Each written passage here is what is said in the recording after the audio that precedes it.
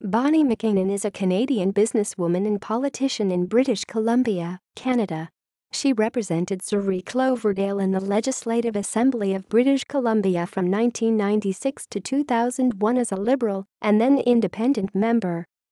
For her initial provincial election in 1996, she recruited family friend and future mayor Dianne Watts as a campaign organizer, which helped launch Watts into City Council. McKinnon left the Liberal Party while in office due to disagreement with leader Gordon Campbell and dissatisfaction with support for women MLAs. She was defeated by Kevin Falcon when she ran for re-election in 2001 as an independent. Prior to provincial politics, McKinnon served as a member of Surrey City Council. She was president of the Cloverdale Skating Club and of the Surrey Board of Trade, and a director for the Cloverdale Rodeo and Exhibition Association.